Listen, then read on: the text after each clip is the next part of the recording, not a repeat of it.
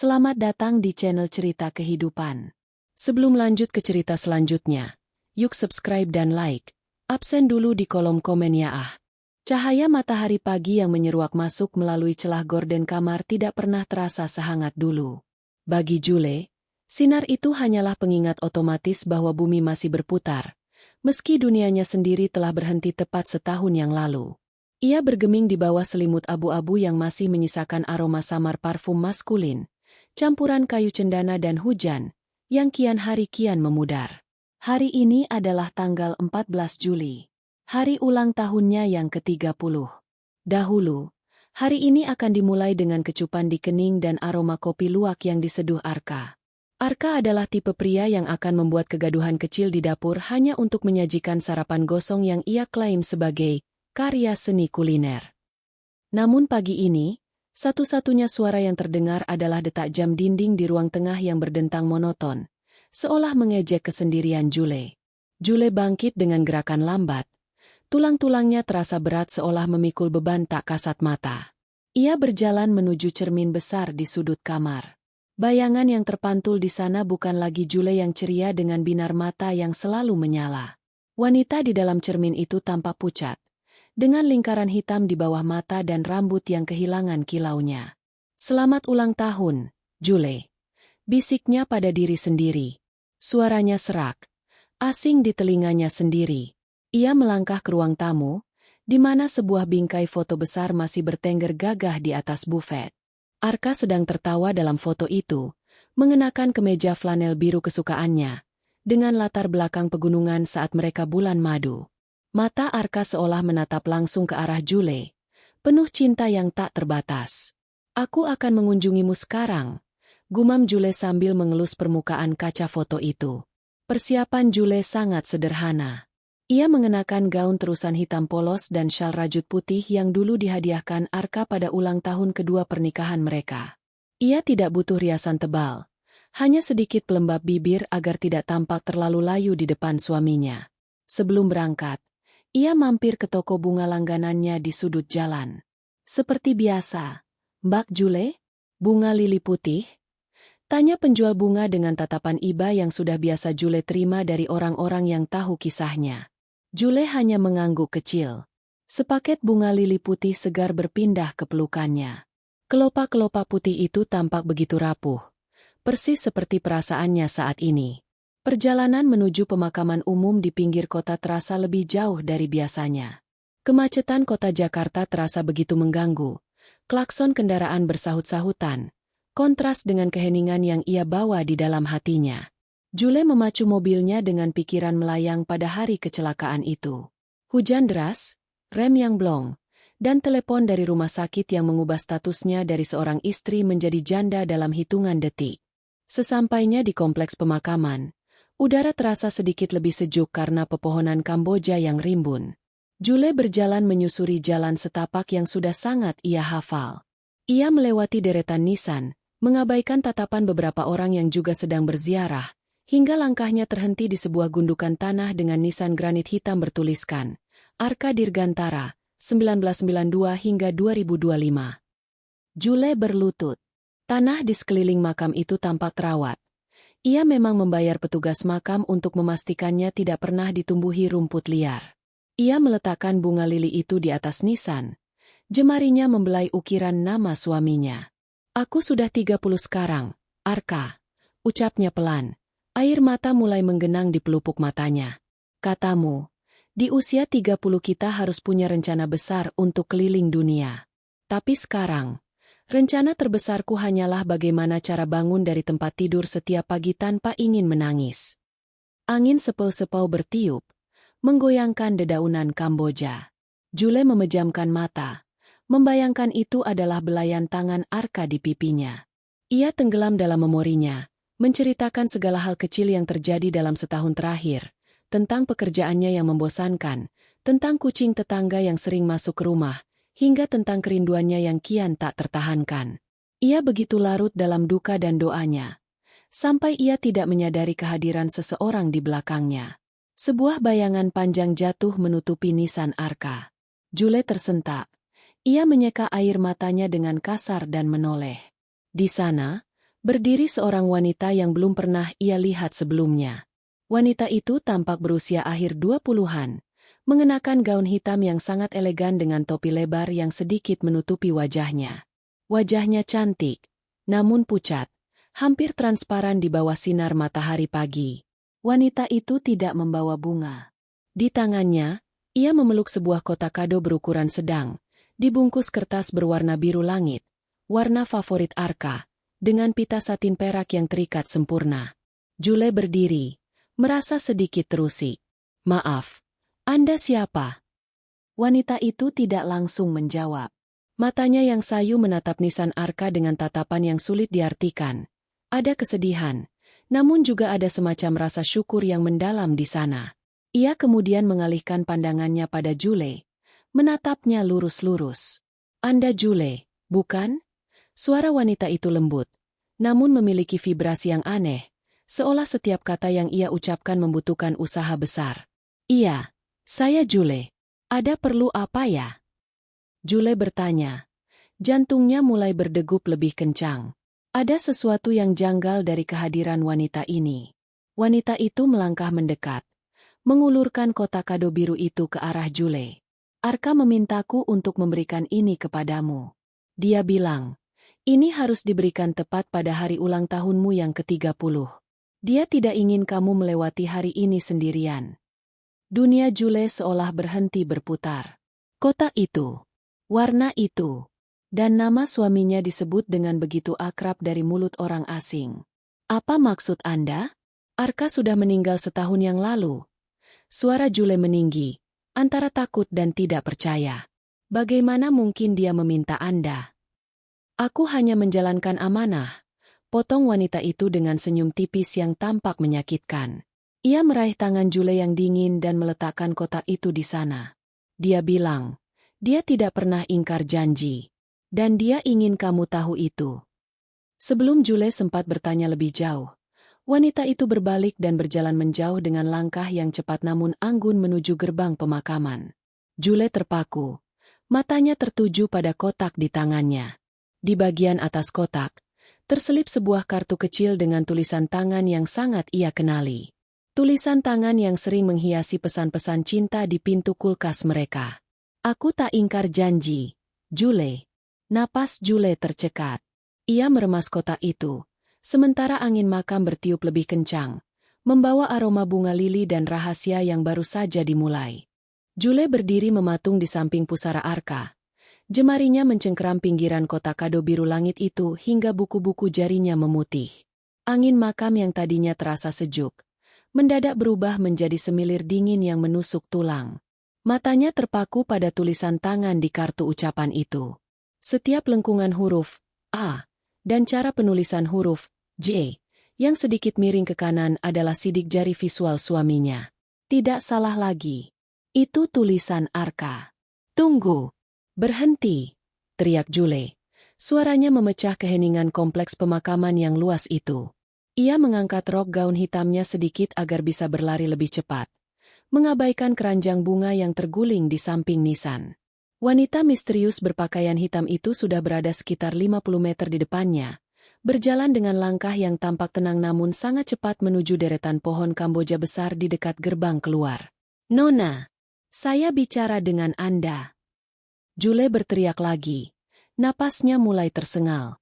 Jantung Jule berdegup kencang, bukan hanya karena aktivitas fisik, tapi karena rasa takut yang bercampur dengan harapan yang tidak masuk akal. Apakah ini semacam lelucon? Ataukah Arka benar-benar masih hidup dan bersembunyi di suatu tempat? Pikiran itu gila.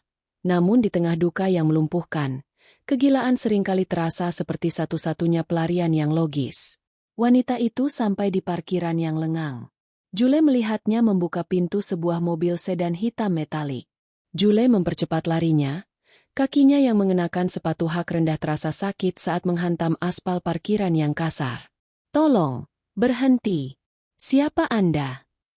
Jule berhasil sampai di samping mobil tepat saat wanita itu hendak menutup pintunya. Wanita itu berhenti. Ia duduk di kursi kemudi. Tangannya memegang setir dengan erat. Dari jarak sedekat ini, Jule bisa melihat betapa pucatnya kulit wanita itu. hampir seperti porselen yang retak. Wajahnya cantik dengan tulang pipi yang tegas. Namun ada gurat kelelahan yang sangat dalam di matanya. Yang paling aneh adalah cara wanita itu bernapas. Pendek-pendek dan berat. Seolah udara di sekitarnya terlalu padat untuk dihirup. Wanita itu menoleh perlahan. "Namaku Maya," ucapnya lirih. Suaranya terdengar seperti bisikan angin yang lewat di sela dedaunan. "Hanya itu yang perlu kau tahu untuk saat ini, Jule." "Maya? Aku tidak pernah mendengar Arka menyebut namamu. Dari mana kau mengenalnya? Dan bagaimana bisa kau membawa kado ini setahun setelah dia tiada?" Jule menuntut penjelasan. Tangannya gemetar hebat sambil menunjukkan kotak biru itu. Maya menatap kotak itu dengan tatapan yang sulit diartikan. Ada kilat kesedihan, namun juga semacam rasa hormat yang mendalam. Arka adalah orang yang sangat teliti. Dia merencanakan segalanya. Dia tidak ingin kau merasa ditinggalkan di hari istimewamu. Dia memintaku menjaganya, menunggu sampai tanggal ini tiba. Tapi kenapa kau? Kenapa bukan pengacaranya? Kenapa bukan ibunya? Kenapa orang asing? Maya terdiam sejenak. Ia memegang dadanya sendiri, tepat di atas jantungnya. Sebuah gerakan yang tampak refleks namun penuh makna. "Karena aku adalah satu-satunya orang yang memiliki hutang yang tidak akan pernah bisa kubayar kepadanya. Aku hanya kurir. Jule, bacalah apa yang ada di dalamnya. Semua jawaban yang kau cari ada di sana." Tanpa menunggu balasan lagi, Maya menyalakan mesin mobil. Mesinnya menderu halus. "Tunggu, berikan nomor teleponmu. Aku butuh penjelasan lebih lanjut." Jule mencoba menahan pintu mobil. Namun Maya menariknya dengan lembut tapi pasti. "Kita akan bertemu lagi, Jule. Aku janji. Tapi untuk sekarang, pulanglah. Rayakan ulang tahunmu dengan dia, melalui apa yang dia tinggalkan." Mobil itu melaju perlahan, meninggalkan Jule yang berdiri mematung di tengah kepulan asap tipis knalpot. Ia mencatat nomor plat mobil itu di kepalanya, mengulanginya berkali-kali seperti mantra agar tidak lupa. Namun, perhatiannya segera teralih kembali pada beban di tangannya. Kotak kado itu terasa anehnya berat. Biru langit, warna yang selalu dipilih Arka untuk setiap kado yang ia berikan selama 5 tahun mereka bersama. Arka selalu bilang warna biru itu tenang, seperti cara dia mencintai Jule, tenang namun menyelimuti segalanya. Jule kembali ke mobilnya sendiri dengan langkah gontai. Ia duduk di kursi kemudi, mengunci semua pintu, dan meletakkan kotak itu di kursi penumpang di sampingnya. Ia menatap kotak itu selama hampir 10 menit tanpa melakukan apa-apa. Ia takut. Ia sangat takut jika ia membuka kotak ini.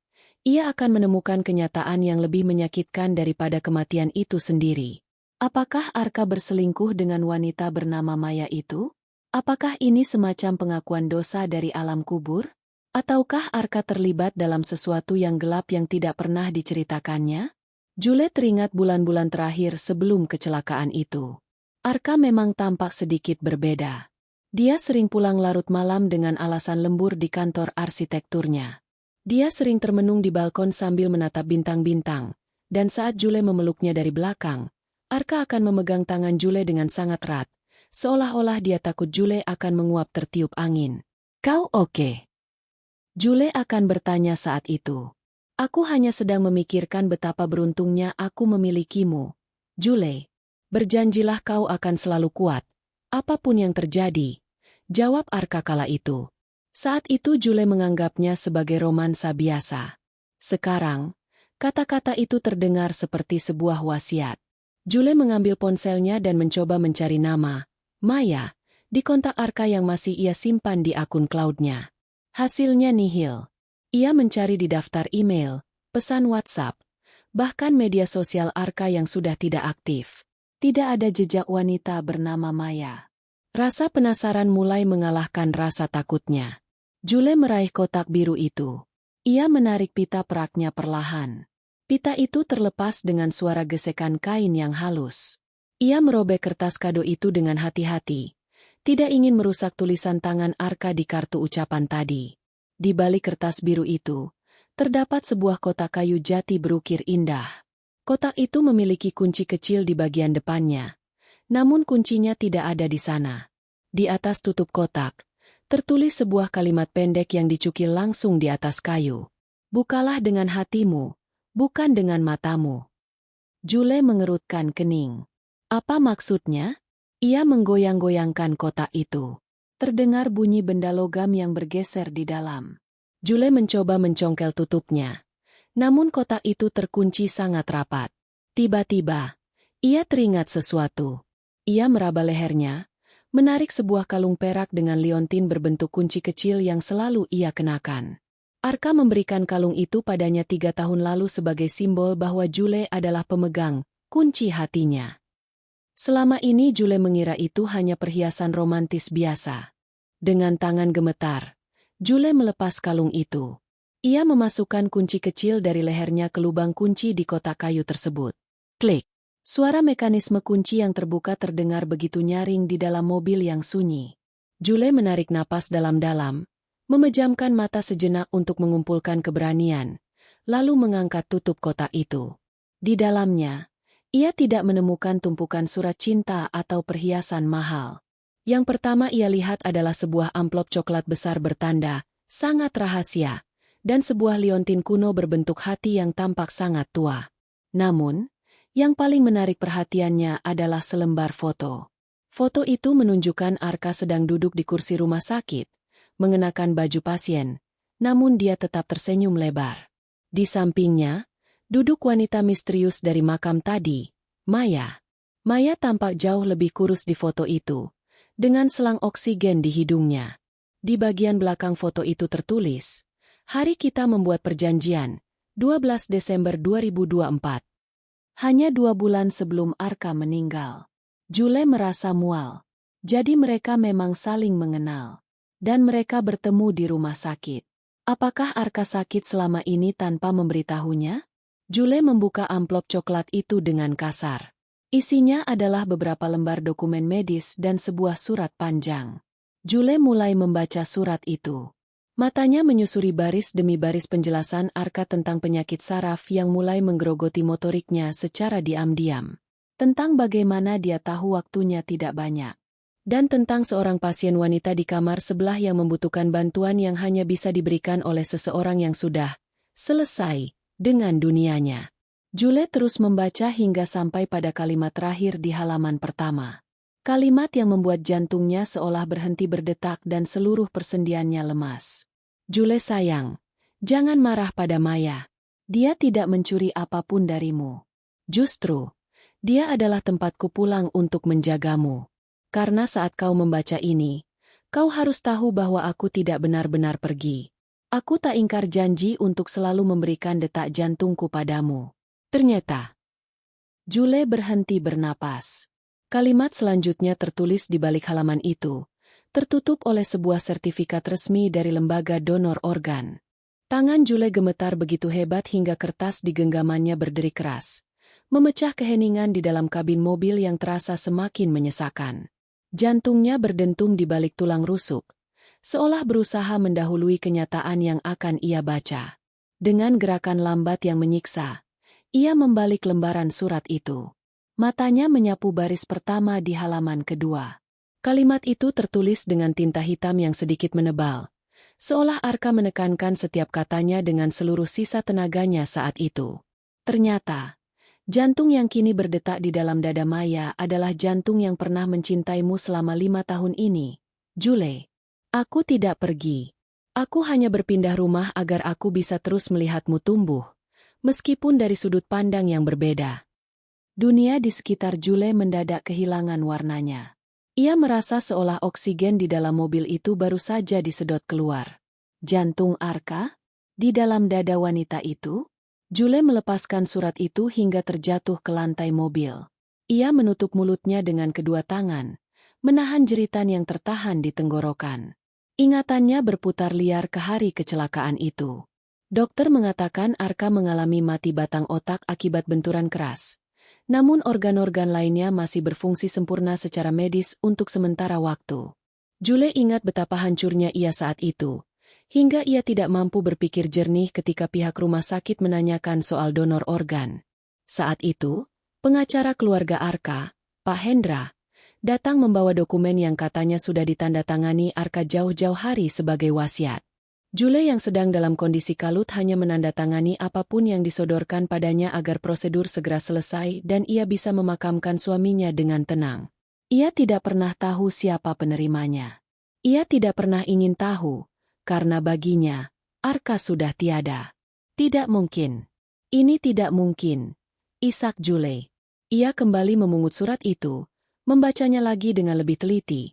Berharap ia salah baca atau ini hanya metafora puitis Arka yang memang terkadang agak berlebihan.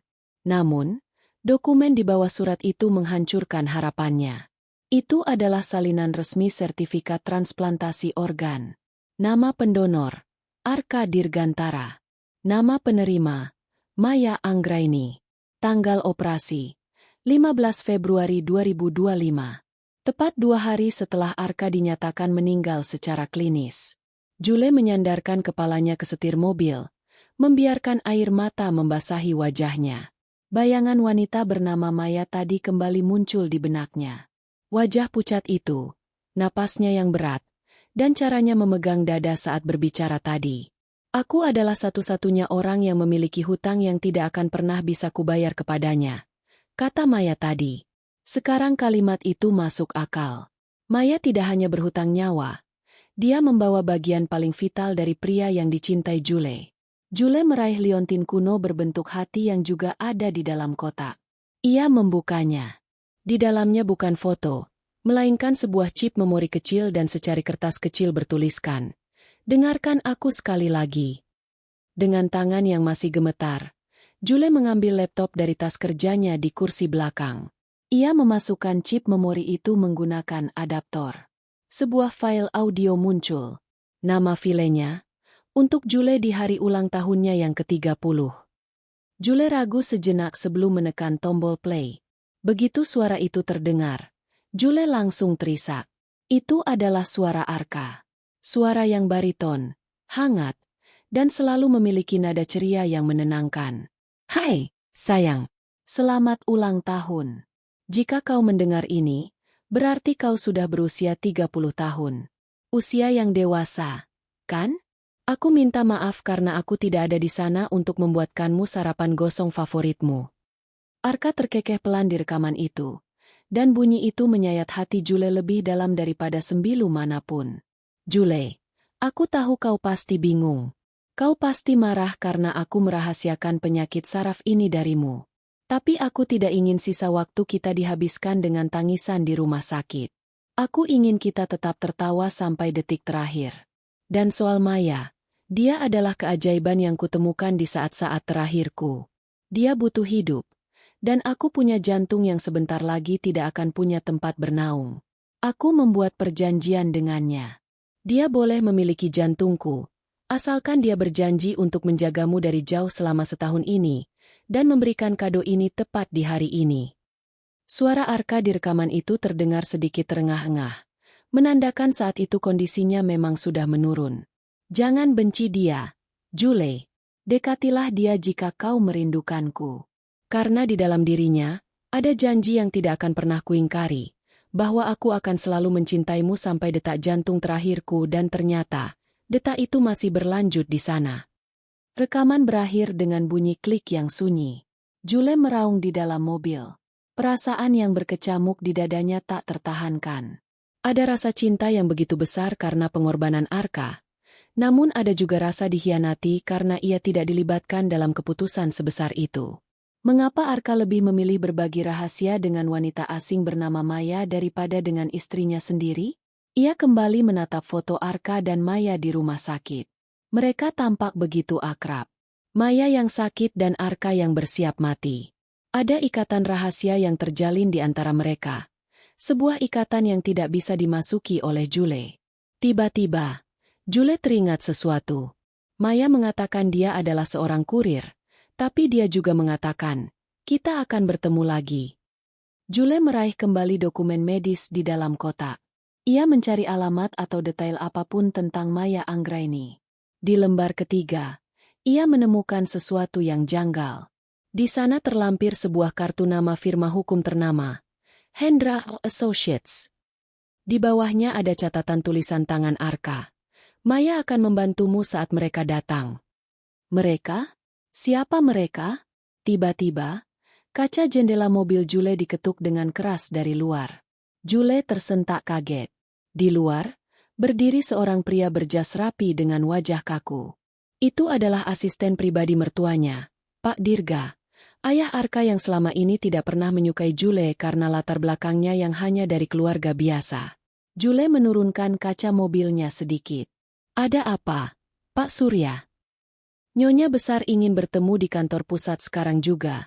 Bu Jule, ini soal aset-aset almarhum Pak Arka yang kabarnya akan segera dipindah tangankan. Kami dengar Anda sudah menerima sesuatu hari ini. Ucap pria itu dengan nada dingin yang mengancam. Mata pria itu melirik ke arah kotak kayu di kursi penumpang. Jule seketika sadar. Hadiah ulang tahun dari Arka ini bukan sekadar tentang kenangan atau transplantasi jantung. Ini adalah awal dari sebuah perang. Dan Maya, wanita dengan jantung suaminya itu, bukan sekadar kurir. Dia adalah senjata yang disiapkan Arka untuk melindunginya.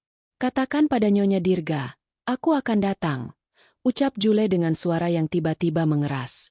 Tapi tidak sekarang. Aku punya urusan yang lebih penting.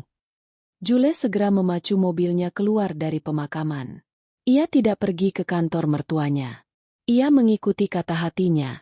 Ia harus menemukan Maya. Ia harus mendengar detak jantung itu dengan telinganya sendiri sebelum semuanya terlambat. Jule memacu mobilnya menjauhi kompleks pemakaman dengan jantung yang berdebar liar. Nyaris menandingi kecepatan jarum speedometer yang terus naik. Di kursi sampingnya, kotak kayu jati itu seolah memancarkan aura dingin. Di dalamnya tersimpan rahasia yang terlalu besar untuk ia tanggung sendiri. Jantung Arka, pria yang ia cintai, kini berdenyut di dalam tubuh seorang wanita asing bernama Maya. Siapa sebenarnya kau, Maya? Bisik Jule di antara deru mesin. Ia tidak menuju rumah. Ia tahu, asisten mertuanya, Pak Surya, pasti sudah membuntutinya atau setidaknya telah menempatkan orang di depan rumahnya. Keluarga Dirga, pemilik Imperium Properti Dirgantara Group, tidak pernah benar-benar menerima Jule.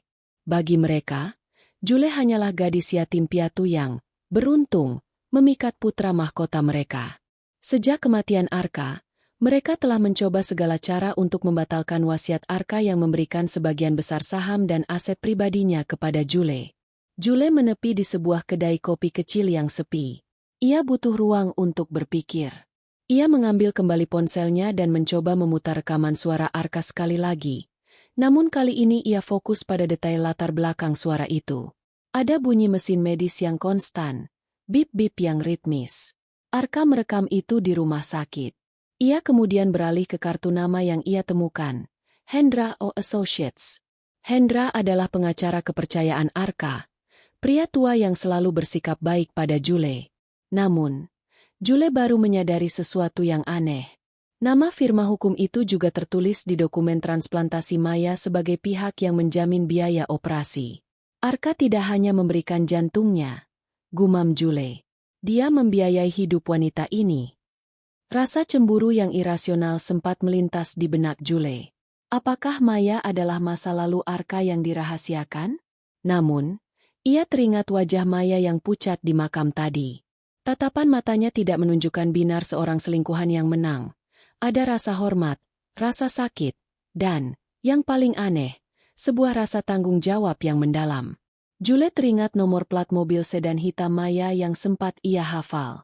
Ia menghubungi seorang teman lamanya yang bekerja di kepolisian bagian lalu lintas. Tolong, bayar hutang budimu yang dulu, Ridwan. Lacak plat nomor ini.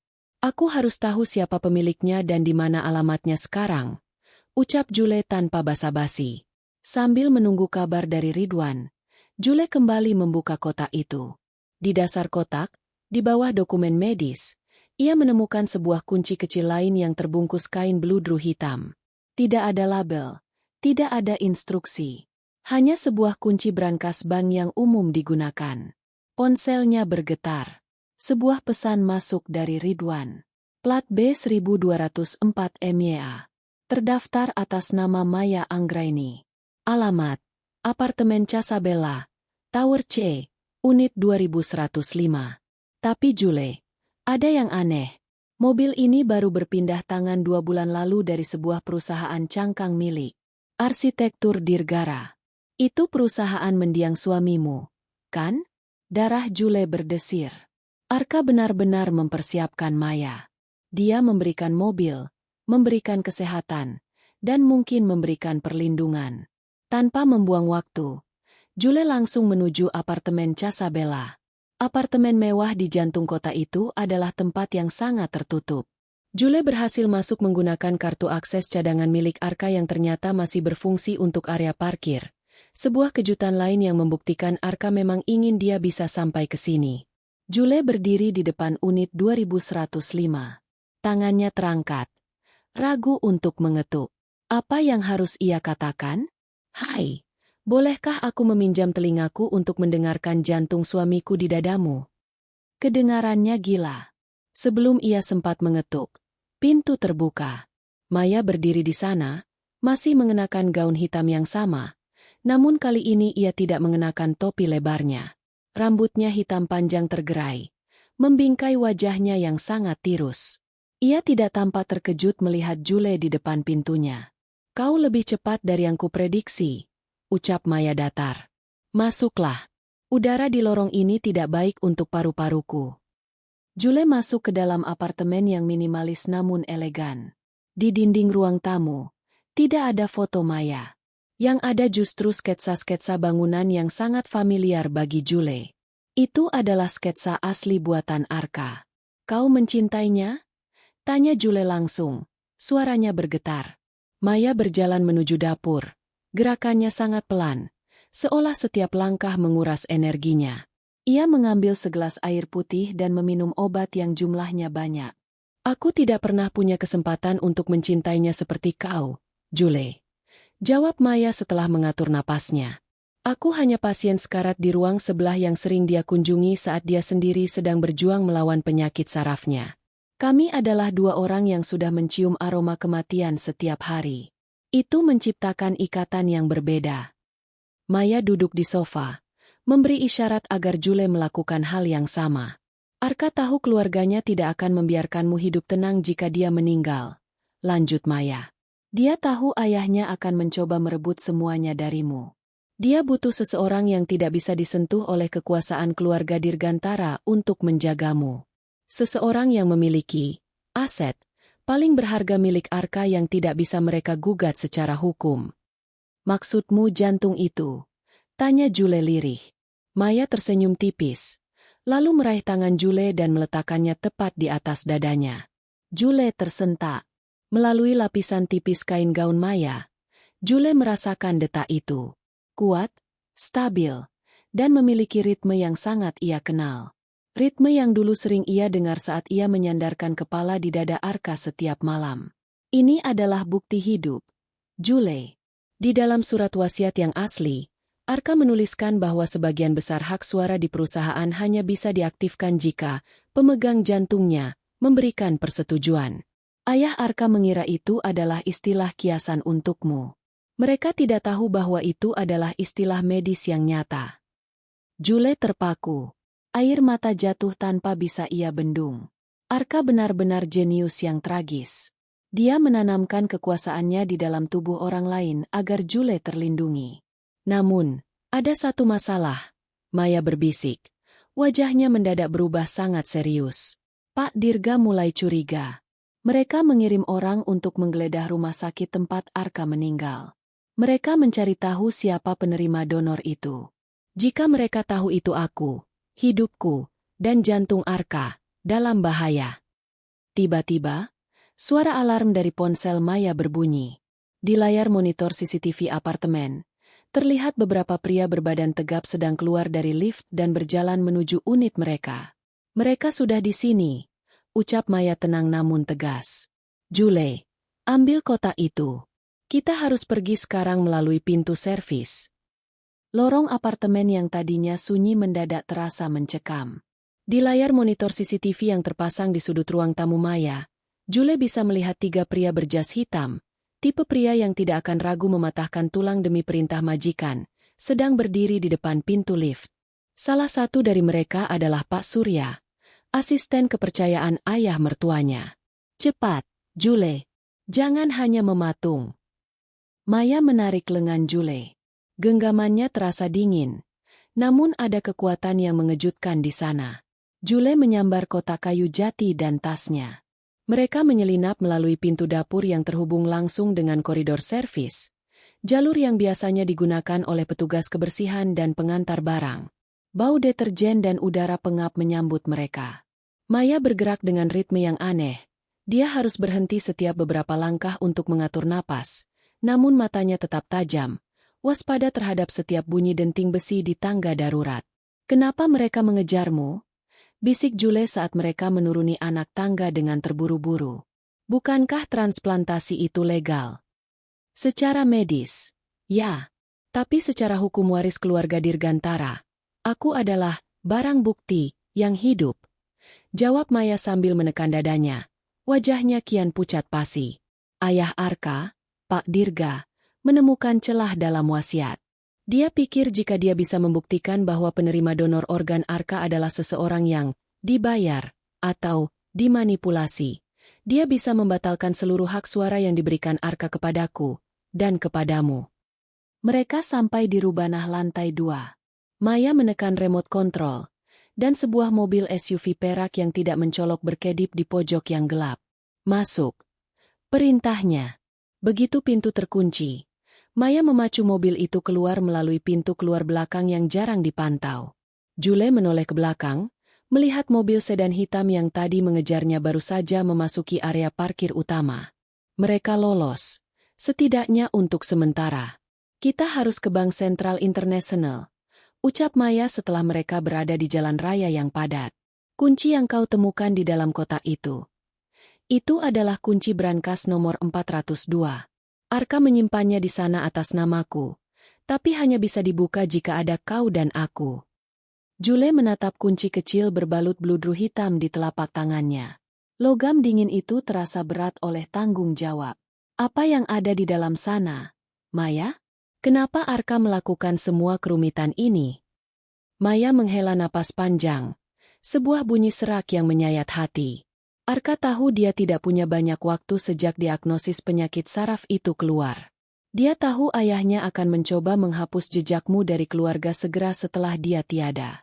Dia bilang padaku, "Jule itu terlalu tulus untuk dunia yang penuh serigala seperti keluargaku." Jadi, dia menciptakan labirin. Dia ingin memastikan bahwa siapapun yang mencoba menyakitimu harus melewati aku, dan rahasia yang ada di brankas itu. 1 jam kemudian, mereka sampai di gedung bank yang menjulang tinggi di kawasan Sudirman. Dengan pengawalan petugas bank yang sangat formal, mereka dibawa menuju ruang bawah tanah yang kedap suara dan berlapis baja. Petugas bank mencocokkan sidik jari Maya dan kartu identitas Jule. Setelah serangkaian verifikasi yang melelahkan, kotak logam panjang nomor 402 ditarik keluar dari dinding. "Silakan, Nyonya," ucap petugas itu sebelum meninggalkan mereka berdua di dalam ruangan privat yang dingin. Jule memasukkan kuncinya. Klik. Tutup brankas terbuka. Di dalamnya, tidak ada tumpukan uang atau batangan emas. Hanya ada sebuah map kulit berwarna marun dan sebuah proyektor mini portable. Jule membuka map itu. Isinya adalah dokumen-dokumen keuangan yang menunjukkan aliran dana rahasia dari perusahaan Dirgantara Group selama 10 tahun terakhir ke sebuah rekening di lepas pantai. Ini bukti penggelapan pajak. Tanya Jule tak percaya. "Lebih dari itu," kata Maya. Suaranya bergetar. "Itu adalah dana yang digunakan Pak Dirga untuk menyuap oknum pejabat agar proyek-proyek propertinya yang melanggar AMDAL tetap berjalan. Arka menemukan ini sebulan sebelum kecelakaannya. Itulah alasan sebenarnya kenapa kecelakaan itu terjadi, Jule." Jule terperangah. Tubuhnya mendadak lemas hingga ia harus berpegangan pada meja besi. "Maksudmu, Arka tidak kecelakaan karena remblong biasa?" Arka tahu remnya disabotase. Maya menjatuhkan bom informasi itu dengan nada datar yang mengerikan. Dia tahu ayahnya akan melenyapkannya karena dia mengancam akan membongkar ini jika Pak Dirga tidak berhenti menindasmu dan orang-orang kecil di sekitar proyeknya. Arka memilih untuk tidak menghindar. Dia memilih untuk mati dengan cara yang sudah dia atur, agar organnya bisa didonorkan padaku, seorang pengacara publik yang sudah lama mengincar kasus ayahnya, dan agar bukti ini tersimpan aman sampai kau siap membukanya. Jule merasa dunianya runtuh untuk kedua kalinya. Arka mengorbankan nyawanya bukan hanya karena penyakit, tapi untuk menjatuhkan monster yang melahirkannya, demi melindunginya. Ia kemudian menyalakan proyektor mini itu. Sebuah video mulai terputar di dinding putih ruangan brankas. Gambar Arka muncul. Tampak sangat kurus namun matanya berbinar penuh tekad. "Hai, Jule." Arka di layar tersenyum. "Jika kau sudah sampai di tahap ini, artinya kau sudah bertemu Maya dan kau sudah tahu kebenarannya. Maafkan aku, sayang. Aku harus menjadi martir agar kau bisa bebas sepenuhnya." Kalimat selanjutnya di surat yang kau baca di mobil. Aku tidak sempat menyelesaikannya secara tertulis karena tanganku sudah terlalu lemah untuk memegang pena. Arka di video itu menarik napas dalam, seolah mengumpulkan kekuatan terakhirnya. Ternyata, orang yang membunuhku adalah orang yang memberiku hidup. Dan sekarang, melalui jantungku yang ada pada Maya, aku memberimu kekuatan untuk membalas mereka. Jangan takut, Jule. Maya punya bukti hukumnya, dan kau punya kunci kekuasaannya. Hancurkan kekaisaran ayahku, dan bangunlah duniamu sendiri. Video itu mati. Keheningan di ruangan itu terasa begitu pekat. Jule menatap Maya. Dan untuk pertama kalinya, ia tidak melihat Maya sebagai orang asing atau saingan. Ia melihat Maya sebagai bagian dari suaminya yang masih berjuang. "Apa yang harus kita lakukan sekarang?" tanya Jule. Suaranya kini tenang, sedingin es, namun tajam. Kesedihannya telah mengkristal menjadi kemarahan yang murni. Maya tersenyum. Sebuah senyuman yang penuh kemenangan meski tubuhnya tampak rapuh. "Malam ini adalah pesta ulang tahun Dirgantara Group yang ke-50. Ayah mertuamu akan berpidato tentang warisan dan kehormatan. Bagaimana kalau kita beri dia kado ulang tahun yang tidak akan pernah dia lupakan?" Jule mengangguk. Ia menggenggam map marun itu erat-erat. "Ayo kita pergi. Aku ingin melihat wajahnya saat dia menyadari bahwa jantung Arka masih berdetak untuk menghancurkannya." Lampu-lampu kristal di ballroom Grand Hyatt Jakarta berpijar mewah, memantulkan bayangan kemunafikan di atas lantai marmer yang dipoles sempurna. Malam ini adalah perayaan emas Dirgantara Group, sebuah monumen keberhasilan bagi Pak Dirga, pria yang menurut dunia adalah seorang visioner, namun bagi Jule adalah seorang algojo bertangan dingin. Jule berdiri di depan cermin besar di toilet wanita, merapikan gaun hitamnya yang kini terasa seperti zirah perang.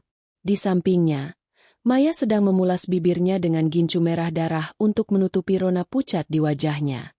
Maya mengenakan long dress bludru hijau zamrud yang menutup seluruh dadanya, menyembunyikan bekas luka operasi besar yang baru berumur setahun di balik kain mahal itu.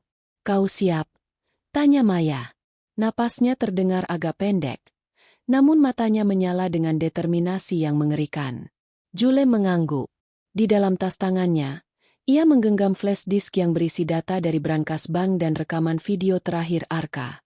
"Aku tidak pernah menyangka akan menghancurkan keluarga suamiku di hari ulang tahunku sendiri. Tapi Arka benar. Mereka bukan keluarga. Mereka adalah penjara." Mereka melangkah keluar menuju ruang utama. Kehadiran Jule segera menarik perhatian. Bisik-bisik mulai menjalar seperti api di antara para tamu undangan yang terdiri dari pengusaha kelas atas dan pejabat pemerintahan. Menantu yang dibuang itu kembali, dan dia tidak datang sendirian. Di atas panggung kayu jati yang megah, Pak Dirga sedang berdiri di balik podium, memberikan pidato tentang integritas dan warisan keluarga. Wajahnya yang tua namun angkuh tampak bersinar di bawah lampu sorot. "Visi putra saya, Arka, akan selalu hidup dalam setiap fondasi bangunan yang kami tegakkan." Suara Pak Dirga menggema berat melalui pengeras suara.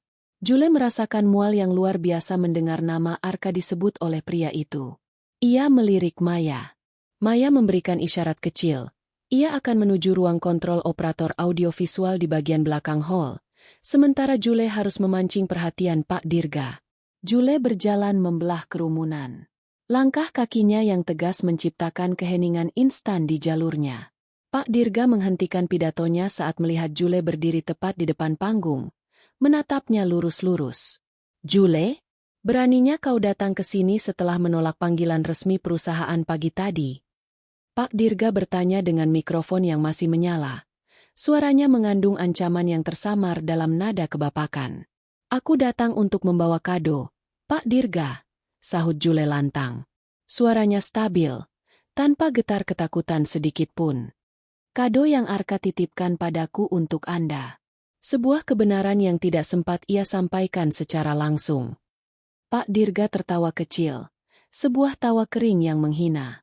Arka sudah tiada. Nak, kau hanya berhalusinasi karena duka. Keamanan, tolong antar Nyonya Jule keluar. Dua pria berbadan besar mulai mendekat. Namun sebelum mereka bisa menyentuh Jule, layar raksasa di belakang Pak Dirga yang tadinya menampilkan logo perusahaan mendadak berkedip hitam.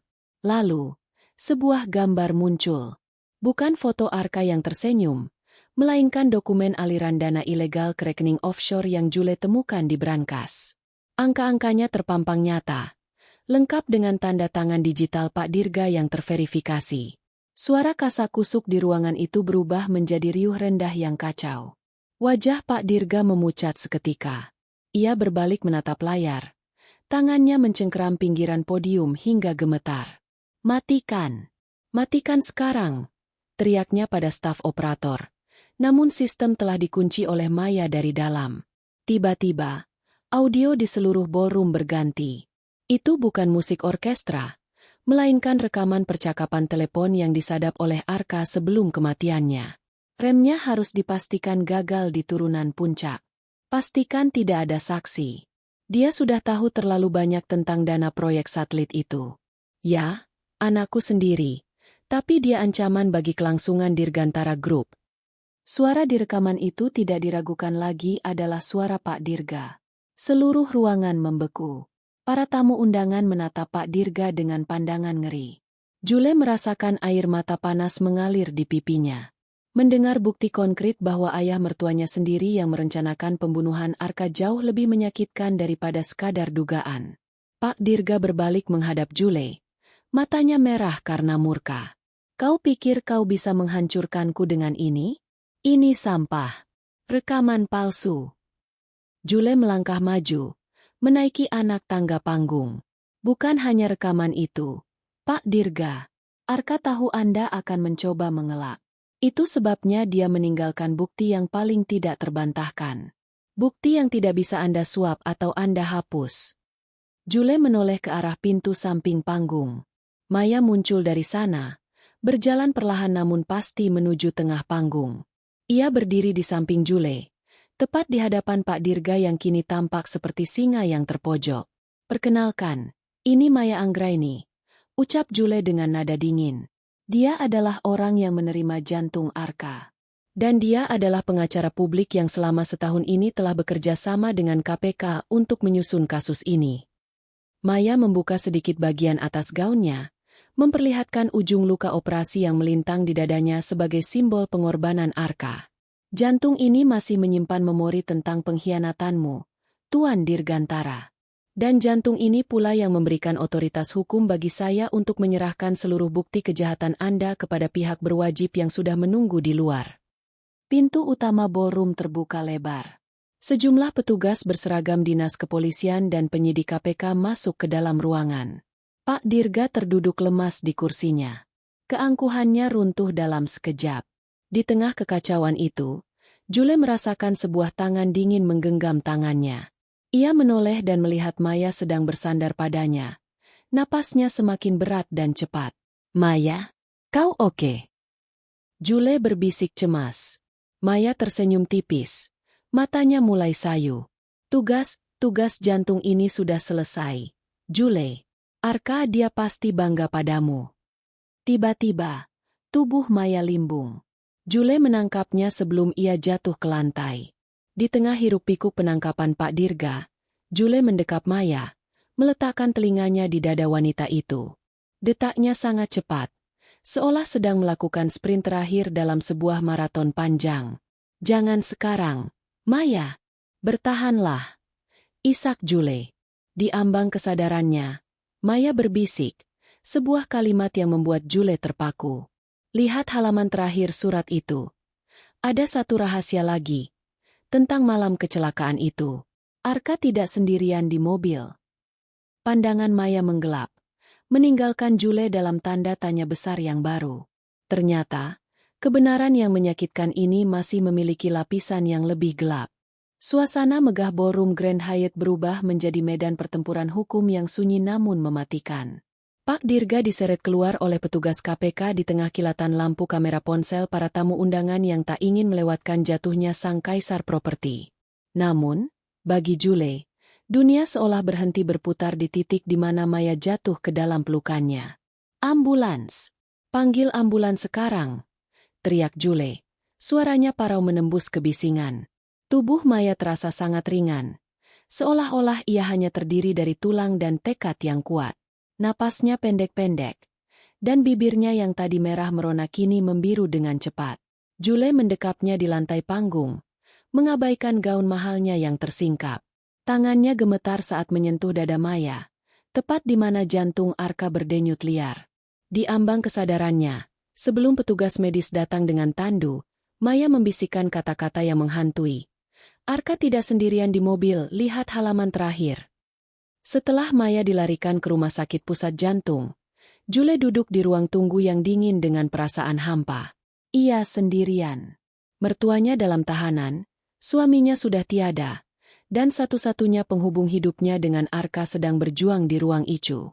Ia meraba tasnya, mengambil kembali map marun yang sempat ia amankan. Ia mencari surat panjang dari Arka yang belum sempat ia selesaikan di brankas tadi. Dengan tangan gemetar, ia membalik lembaran demi lembaran hingga sampai ke halaman terakhir, halaman yang tadi terlewatkan karena kekacauan di ban. Terdapat selembar catatan kecil yang disisipkan dengan selotip bening di sudut bawah. Catatan itu bukan tulisan tangan Arka, melainkan sebuah potongan manifest perjalanan dari sebuah perusahaan penyewaan mobil pribadi. Perjalanan 13 Februari 2025. Penumpang, Arka Dirgantara dan Siska Dirgantara. Jule membeku. Adik perempuan Arka. Ipar yang selama ini dikenal sebagai sosok pendiam, artistik, dan selalu tampak ketakutan di bawah bayang-bayang ayahnya yang otoriter. Selama ini, Jule mengira Siska sedang berada di luar negeri saat kecelakaan itu terjadi. Berita yang beredar menyebutkan Arka menyetir sendirian menuju puncak untuk menenangkan diri. "Siska ada di sana?" bisik Jule pada keheningan koridor rumah sakit. Jika Siska ada di mobil itu, kenapa dia tidak ada di daftar korban? Kenapa namanya tidak pernah disebut dalam laporan kepolisian? Jule segera menghubungi Ridwan kembali. "Ridwan, aku butuh bantuanmu lagi. Ini soal laporan kecelakaan Arka setahun lalu. Cari tahu apakah ada penumpang lain yang terdaftar secara tidak resmi. Dan cari tahu di mana Siska Dirgantara berada malam ini." "Jule, kau sedang bermain api." Suara Ridwan di seberang telepon terdengar cemas. Keluarga Dirgantara baru saja meledak di berita nasional.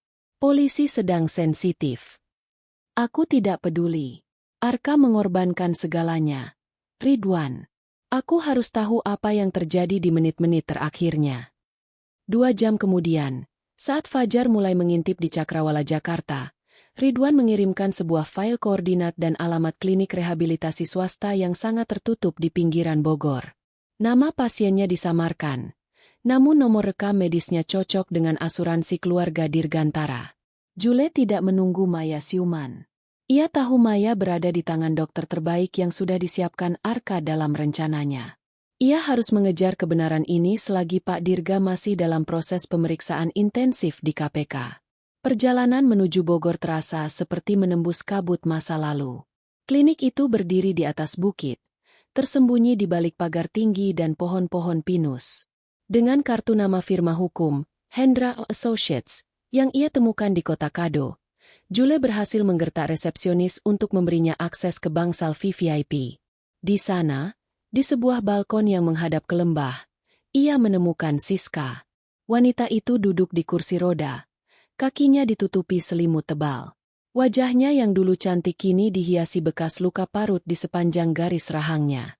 Siska tidak terkejut melihat Jule. Ia justru menatap Jule dengan pandangan lega, seolah sudah menunggu momen ini selama setahun penuh. "Kak Jule," suara Siska kecil, hampir pecah. "Ayah sudah ditangkap, kan? Aku melihatnya di berita pagi ini." Jule mendekat, berlutut di depan adik iparnya itu. "Siska, apa yang terjadi malam itu? Kenapa kau disembunyikan di sini? Kenapa Arka tidak memberitahuku kau ikut bersamanya?" Air mata jatuh dari mata Siska yang sayu. "Arka menjemputku malam itu karena aku mencoba bunuh diri. Aku tidak tahan lagi melihat ayah menggunakan namaku untuk mencuci uang proyek satelit itu. Arka ingin membawaku ke polisi. Kak, dia ingin kita berdua bersaksi melawan ayah." Siska terisak, bahunya berguncang. Saat di turunan itu, Arka menyadari remnya tidak berfungsi. Dia berteriak padaku untuk memakai sabuk pengaman dan berlindung di bawah dashboard. Dia sengaja membanting setir ke sisi kanan, sisi pengemudi, untuk menabrak pembatas jalan agar mobil itu berhenti sebelum masuk ke jurang di sisi kiri, sisi tempat aku duduk. Jule menutup mulutnya. Arka tidak hanya berkorban untuk Maya melalui organ tubuhnya. Dia mengorbankan nyawanya dalam hitungan detik untuk menyelamatkan adiknya. "Ayah datang ke lokasi sebelum polisi," lanjut Siska dengan nada penuh benci. "Dia melihat Arka sekarat dan aku luka parah. Dia menyuruh anak buahnya membawaku pergi secara rahasia. Dia mengancam akan membunuhku jika aku muncul ke publik. Dia ingin Arka mati sebagai pahlawan yang sendirian, agar tidak ada saksi yang bisa menghubungkan kecelakaan itu dengan motif penghilangan bukti korupsi. Ayah lebih peduli pada reputasi perusahaannya daripada nyawa anaknya sendiri." Jule memeluk Siska dengan erat. Kemarahan yang ia rasakan tadi malam kini bercampur dengan duka yang murni. Arka adalah pria yang menanggung beban seluruh dunia di pundaknya sendirian. "Tapi ada satu hal lagi, Kak," Siska berbisik di telinga Jule. "Arka sempat sadar sebentar sebelum mereka membawaku pergi. Dia memberikan ponselnya padaku dan memintaku mengirim pesan ke seseorang. Bukan kepadamu, tapi ke wanita bernama Maya." "Apa pesannya?" tanya Jule penasaran. Dia bilang, "Waktunya sudah tiba. Jaga jantungku, jaga istriku." Maya bukan sekadar pengacara, Kak. Dia adalah saksi mata jarak jauh yang selama ini memegang kunci di mana Arka menyembunyikan semua rekaman penyadapan itu di rumah kita sendiri. Jule tersentak. Di rumah mereka sendiri? Selama setahun ini ia tinggal di atas tumpukan bukti yang bisa menghancurkan mertuanya. Dan ia tidak pernah tahu. Di mana? Siska? Di mana Arka menyembunyikannya? Siska menunjuk ke arah liontin kuno yang masih melingkar di leher Jule. Liontin dari kotak kado itu. Lihat bagian belakang liontin itu di bawah cahaya matahari. Arka selalu suka menggunakan teknik arsitektur lama. Jule melepaskan liontin itu, mengangkatnya ke arah sinar matahari pagi yang menembus jendela klinik. Di sana, di permukaan logam yang halus, terpantul sebuah denah kecil. Sebuah koordinat yang merujuk pada ruang bawah tanah tersembunyi di balik rak buku perpustakaan pribadi Arka di rumah mereka. Tiba-tiba, ponsel Jule berdering. Dari rumah sakit. "Halo? Nyonya Jule? Ini dokter yang menangani Nona Maya. Kondisinya kritis. Jantungnya mengalami penolakan mendadak. Anda harus segera ke sini." Dia terus memanggil nama Anda. Jule berdiri dengan panik. Dunianya kembali berguncang. Jantung Arka di dalam tubuh Maya sedang sekarat. Apakah ini akhir dari segalanya? Ataukah masih ada satu rahasia lagi yang harus ia pecahkan? Jule memacu mobilnya kembali ke Jakarta dengan kecepatan yang melampaui batas kewajaran. Suara dokter di telepon tadi terus berdenging di telinganya seperti sirene kematian. Penolakan jantung. Kondisi kritis. Kata-kata itu terasa seperti vonis mati kedua bagi Arka. Seolah-olah semesta sedang berusaha merenggut sisa-sisa keberadaan suaminya dari dunia ini untuk selamanya. "Jangan sekarang, Arka." Jangan biarkan dia pergi sekarang, isak Jule. Jemarinya mencengkeram kemudi hingga memutih. Setibanya di rumah sakit pusat jantung, suasana terasa mencekam. Koridor Icu yang biasanya tenang kini riuh dengan langkah kaki perawat yang terburu-buru. Jule melihat Dr. Malik, spesialis kardiologi yang menangani Maya, berdiri di depan pintu kaca dengan wajah yang sangat letih. Bagaimana dia, Dok? Jule menyambar lengan dokter itu. Napasnya tersengal.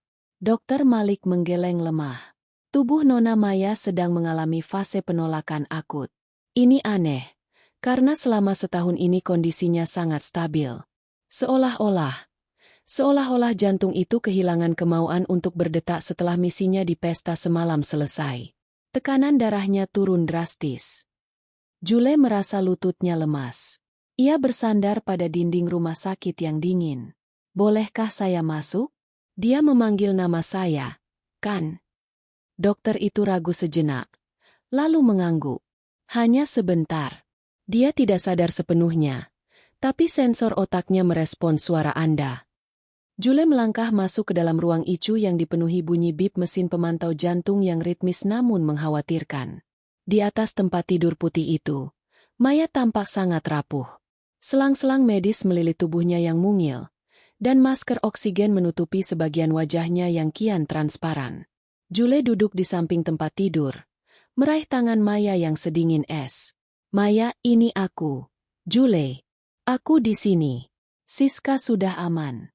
Pak Dirga sudah ditangkap. Kita berhasil. Maya. Mata Maya perlahan terbuka, namun sorotnya tampak jauh, seolah ia sudah mengintip ke dunia lain. Ia mencoba berbicara, namun suaranya tertutup masker. Jule mendekatkan telinganya. Di bawah rak buku.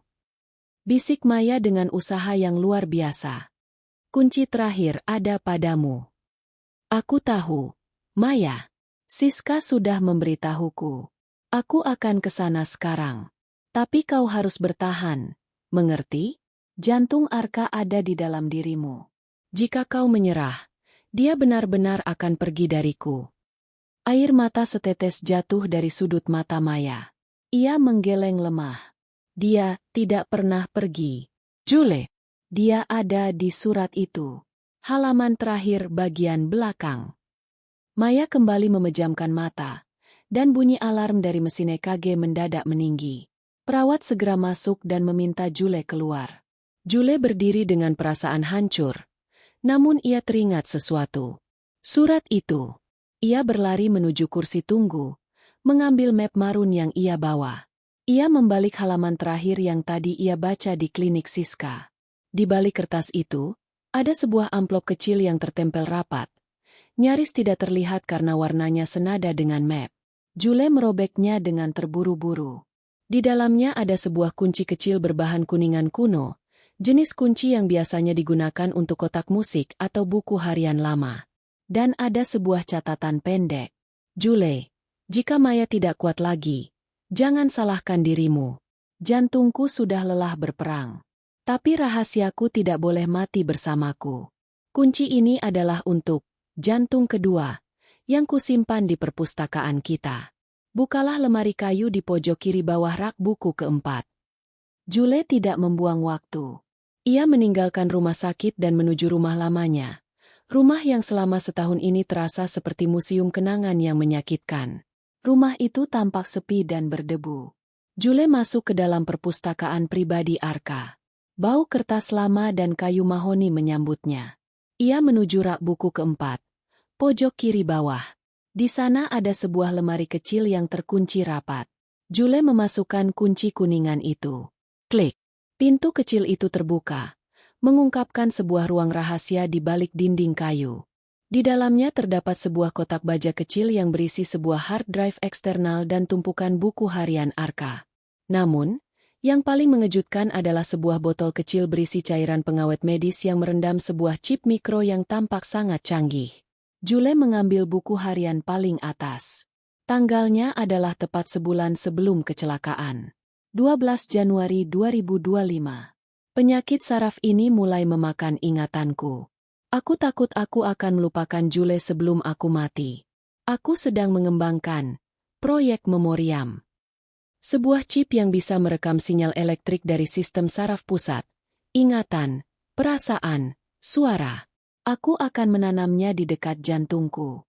Jika aku mati, siapapun yang menerima jantungku, secara teoritis, akan bisa mendengar sisa-sisa ingatan yang terekam di chip ini. Jule jatuh terduduk di lantai perpustakaan. Kini ia mengerti. Maya tidak hanya membawa jantung fisik Arka. Dia membawa ingatan Arka. Itulah sebabnya Maya bisa tahu begitu banyak hal yang bersifat pribadi. Tiba-tiba, lampu di perpustakaan berkedip. Jule menoleh dan melihat bayangan seseorang berdiri di ambang pintu. Itu adalah Pak Surya, asisten ayah mertuanya.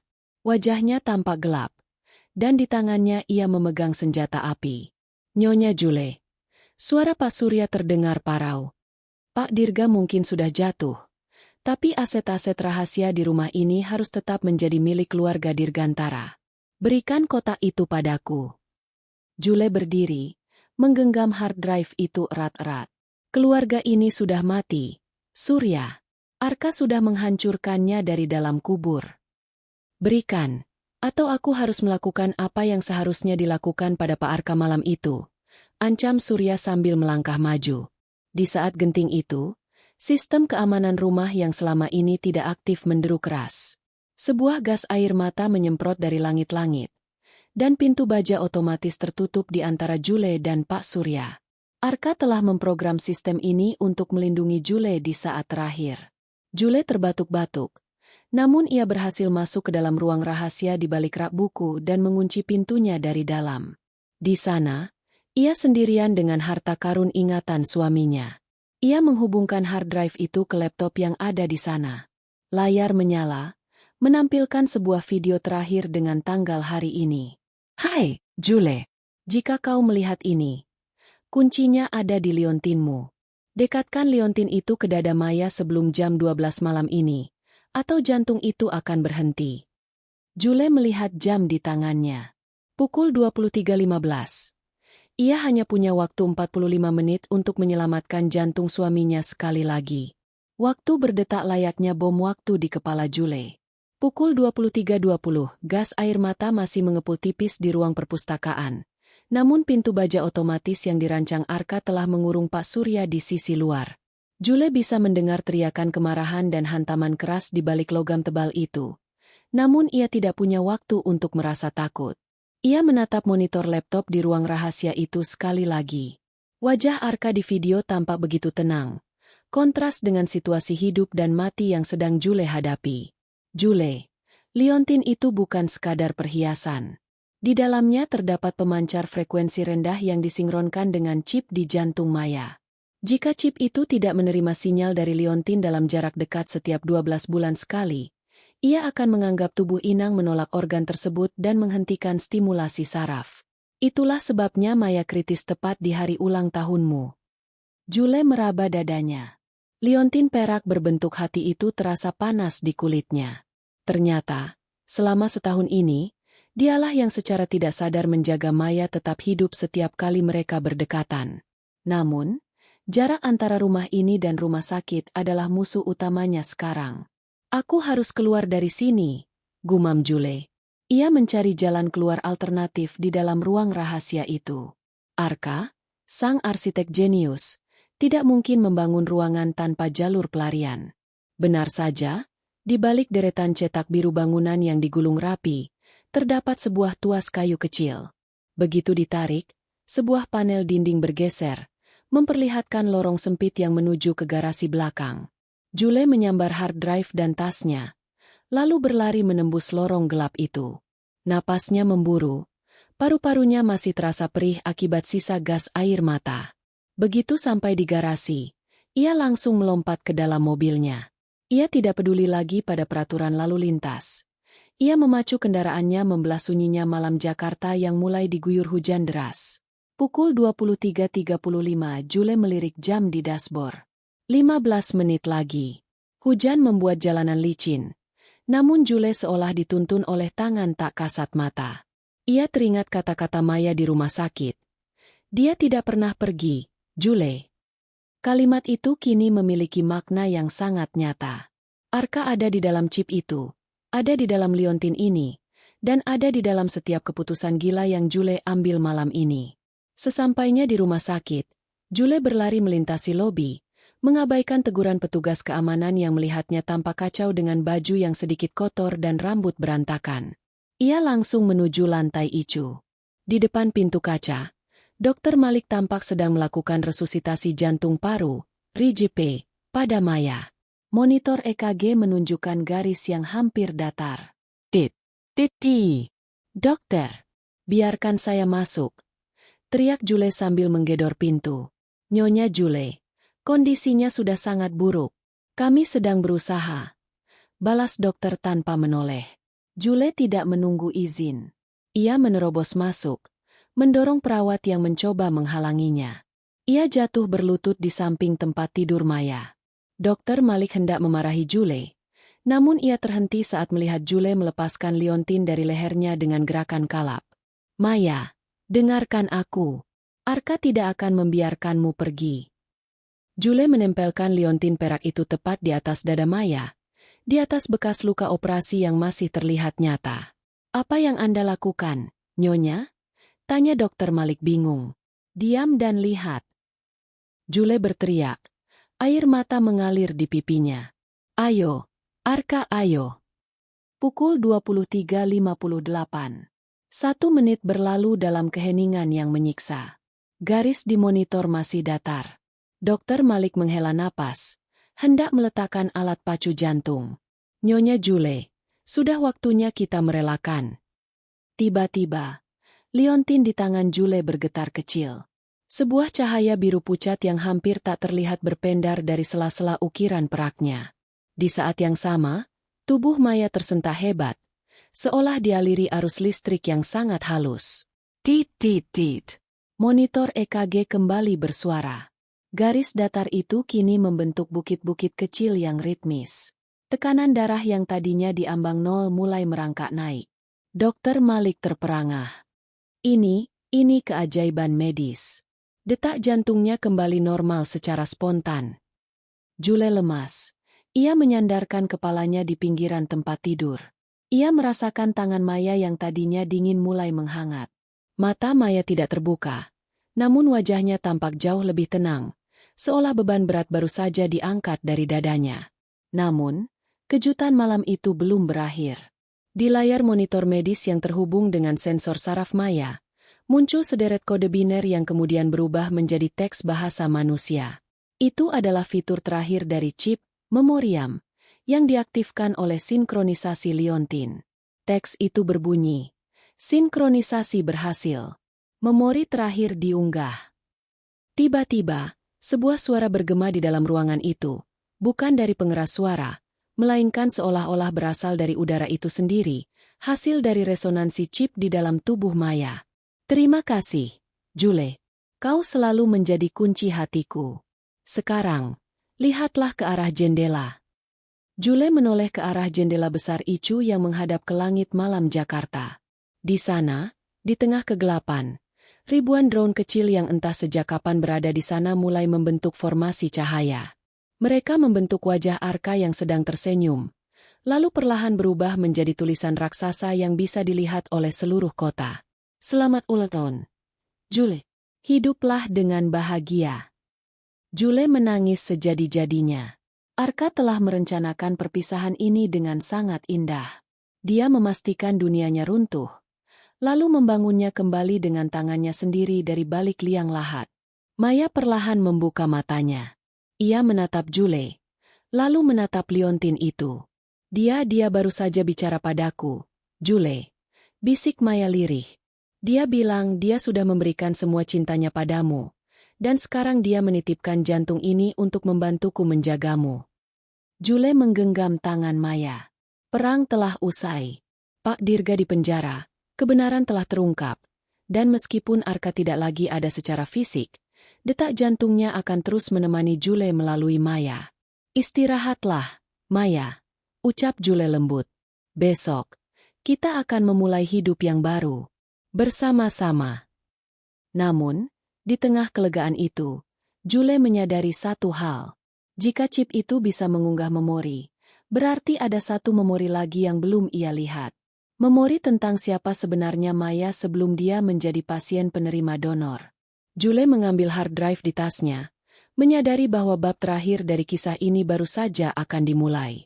1 bulan telah berlalu sejak malam badai di rumah sakit. Malam di mana detak jantung Arka hampir terhenti untuk kedua kalinya. Jakarta pagi ini tampak lebih cerah. Atau mungkin hanya perasaan Jule yang mulai menemukan warnanya kembali. Ia berdiri di balkon apartemen barunya, sebuah tempat yang tidak memiliki jejak kemewahan dingin keluarga Dirgantara, melainkan penuh dengan tanaman hijau dan buku-buku yang ia cintai. Keluarga Dirgantara telah runtuh. Pak Dirga kini mendekam di sel isolasi, menunggu persidangan atas kasus korupsi dan perencanaan pembunuhan. Siska, adik ipar Jule, telah keluar dari klinik rehabilitasi dan kini tinggal bersama Jule, perlahan-lahan belajar untuk berjalan kembali tanpa rasa takut. Pintu balkon terbuka, dan Maya melangkah masuk. Ia tampak jauh lebih sehat. Rona merah alami mulai kembali ke pipinya, dan napasnya tidak lagi terdengar berat. Di lehernya, ia mengenakan liontin perak pemberian Arka, bukan lagi sebagai kunci darurat, melainkan sebagai simbol persaudaraan yang lahir dari takdir yang aneh. Dokter Malik bilang hasil pemeriksaanmu pagi ini sempurna, Maya. Ucap Jule sambil menyerahkan secangkir teh hangat. Maya tersenyum. Sebuah senyuman yang kini terasa sangat mirip dengan cara Arka tersenyum. Jantung ini merasa tenang, Jule. Seolah-olah misinya untuk melindungimu sudah selesai, dan sekarang ia hanya ingin berdetak untuk hidup. Jule duduk di sampingnya, lalu membuka laptop yang berisi data terakhir dari hard drive Arka. Ada satu hal yang belum sempat kita bicarakan. Tentang siapa dirimu sebelum semua ini terjadi, Maya. Maya terdiam sejenak, menatap pemandangan kota di bawah mereka. Arka menemukanku saat aku sedang menangani kasus pencemaran lingkungan yang melibatkan anak perusahaan Dirgantara Group. Aku adalah pengacara muda yang terlalu idealis. Dan ayahmu mencoba melenyapkanku dengan menyabotase kantorku hingga terjadi ledakan. Aku selamat, tapi jantungku hancur.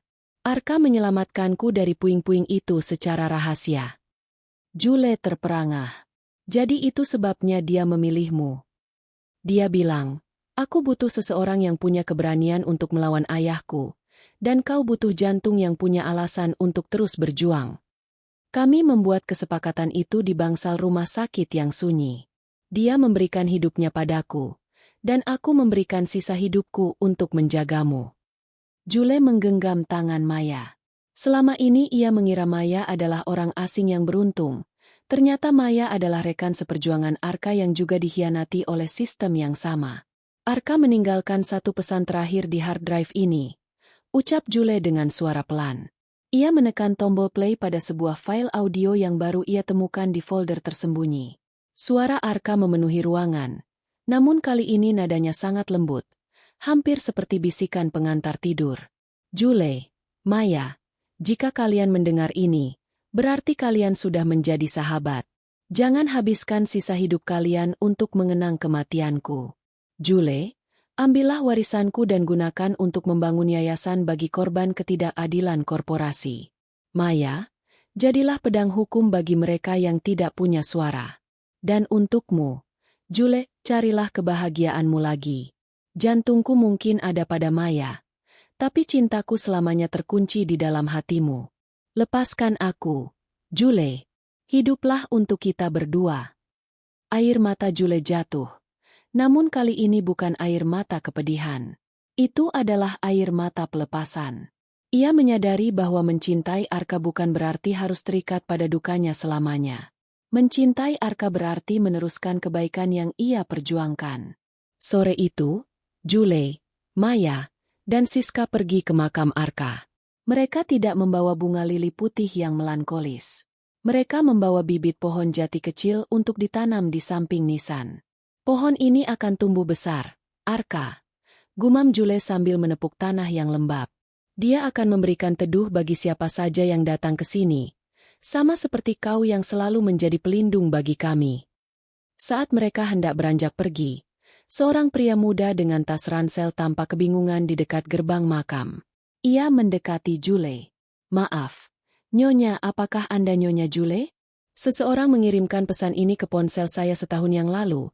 Katanya saya harus memberikannya kepada Anda di pemakaman ini jika saya melihat 3 wanita berjalan bersama. Ucap pria itu sambil menyerahkan sebuah amplop kecil. Jule membukanya. Di dalamnya hanya ada sebuah tiket pesawat 1 kali jalan menuju Swiss, atas namanya, dan sebuah catatan pendek. Ada sebuah kafe di pinggir Danau Zurich yang sangat ingin kukunjungi bersamamu. Pergilah ke sana. Ada seseorang yang menunggumu untuk memberikan hadiah ulang tahun yang sebenarnya. Jule menatap Maya dan Siska yang tampak sama terkejutnya. Arka benar-benar tidak pernah berhenti memberi kejutan. Apa kau akan pergi, Kak? Tanya Siska. Jule menatap langit senja yang berwarna jingga keemasan. Ia merasakan detak jantungnya sendiri yang kini terasa ringan dan penuh harapan. Ia teringat kalimat terakhir di kado pemberian Arka yang kini ia pahami sepenuhnya. Aku tak ingkar janji, karena aku akan selalu bersamamu, bahkan saat aku sudah tiada, melalui orang-orang yang kutinggalkan untukmu. Ya, jawab Jule dengan mantap. Aku akan pergi. Aku ingin melihat apa lagi yang sudah Arka siapkan untuk masa depanku. Jule melangkah menuju mobilnya dengan senyuman yang paling tulus yang pernah ia miliki dalam setahun terakhir. Kisah duka di hari ulang tahunnya telah berakhir. Dan kini, sebuah babak baru yang penuh cahaya sedang menantinya di ujung jalan. Tamat.